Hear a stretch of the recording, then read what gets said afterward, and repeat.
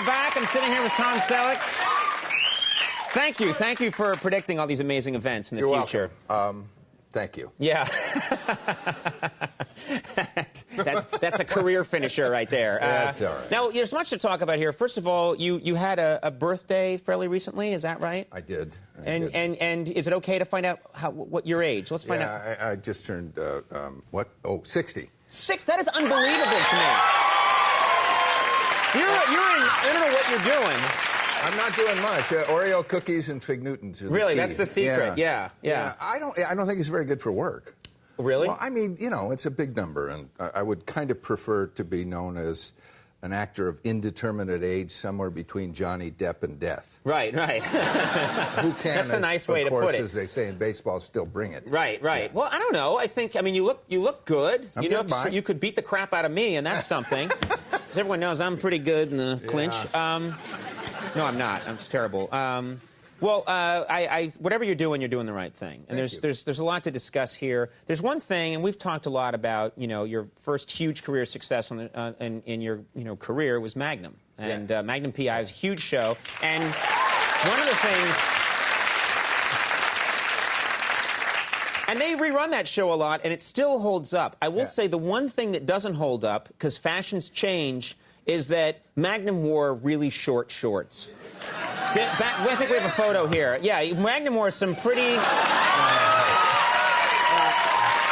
Magnum... Those are correct shorts. Those are correct. That is correct. That was the style. Any more correct, and there's nothing left to the imagination. That is the appropriate style. I mean, really? This new stuff with the baggy stuff, I don't know why people wear them except to hide weapons. Right. Well, that's a good reason. And the crotch piece, if you'll pardon the expression, is just... Yeah, get your hands out of there. Sorry. What are you doing? You can just say crotch piece, and you're like, the crotch piece, zoom. No. My hand wasn't there. I understand. It was down here. It's it's too far down, and it's going to rub your legs raw.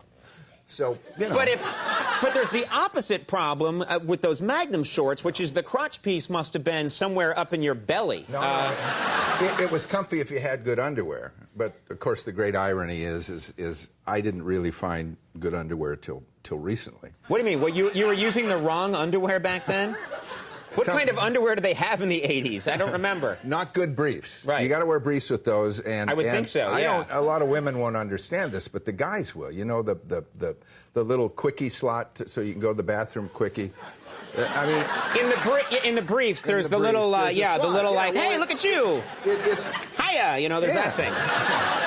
Maybe. Yeah. Anyway, but they don't work. They're just kind of a gimmick, and I finally found some underwear that really works. They got a high-rise Polo Classic briefs and a great slot. Are you getting money from Polo Classic briefs? No, you should look into them. You're getting money? Well, I'm good with mine. I don't wear anything. I just go... God, I'm proud of you.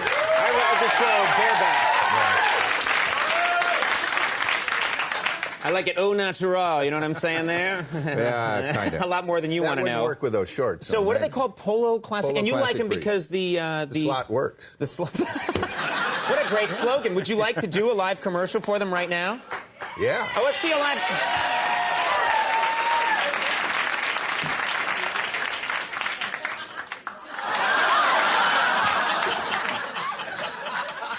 Polo Classic briefs. The slots the way I like them. Thank you.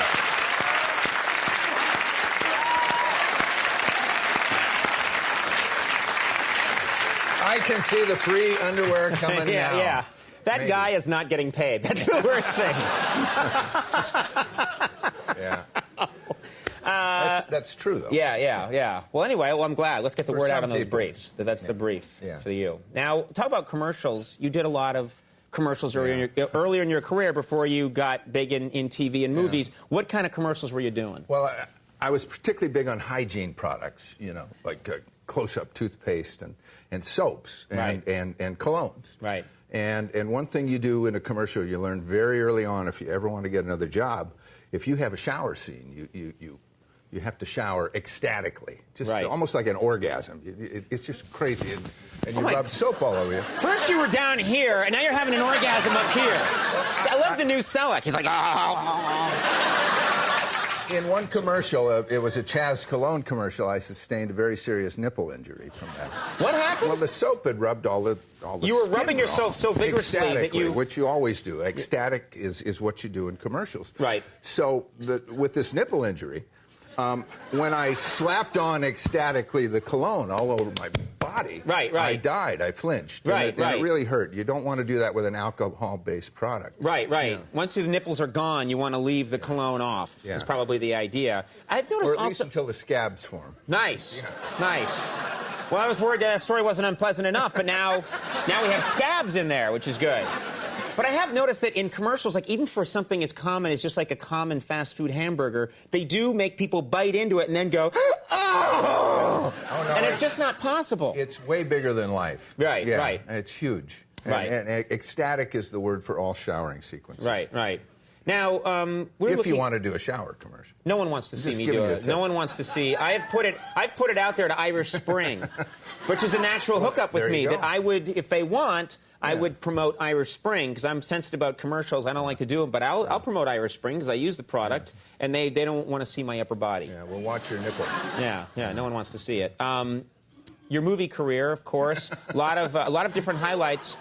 But I want to get to one movie that not many people know about, which is early in your career. You did a movie, Myra Breckenridge, and you did it with Mae West, the famous Mae West. This was like probably the last thing that she worked on. Second to last, but she hadn't done a movie in like 20 years, and she was 81, and it was really neat meeting her. And it was my first kind of big break. That's cool. Yeah. And you know what's weird is we were watching the movie, the early parts of the movie today, and you don't have a mustache in it. And it's so funny to see you without the mustache because we all think of you with the mustache. Well, that's not entirely true. I mean, obviously, you didn't see the whole movie. It's the first time I did have a mustache. It just appears in the middle of the movie. It comes later on. Let's take a look at this clip. Well, I don't care about your credits as long as you're oversexed. Oh, that's one of my credits. A bed. Sorry, I'm late. It's incredible. It shows up on camera. And apparently your mustache from the Lower East Side. Sorry, I'm late, boss. But I mean, in spite of all that and the fact I was young, can't you just see the magic shining through in that work? I did. Now, did you like working with, I mean, Mae West had a famously sort of dirty sense of humor, very witty. Yeah. Was she fun working with? She was cool. She wrote her own stuff. Actually, I played, as you may recall, young stud number 3. I always think of you as young stud number 2, but yeah. Well, actually, young stud number 7 was the guy with the really big bit. I had that little bit where I dropped the briefcase. Right. But young stud number 7, she walks by me. He was tall, and she says, "How tall are you?" He says, 6'7". She said, "Never mind the 6 feet. Let's talk about the 7 inches." Nice. This is good stuff. That was a great gig. That guy went on. I don't know who he was, but he may have got a lot of work from that. That man's name was Max Weinberg. He's right. That's a proud moment. Well, let's talk about, you're here to talk about Stone Cold. Yeah. And Stone Cold, this is actually kind of a cool character for you. Tell us about this guy. He's a guy who's had a kind of tough life. He was a homicide cop in L.A. Not in this movie, but that's what happened. He got fired. He drank on the job. Now he's a small-town police chief in Massachusetts, and he gets a serial killer in the town. And call him old-fashioned. He thinks it's a bad idea if the national media come there because they'll ruin the place. Right.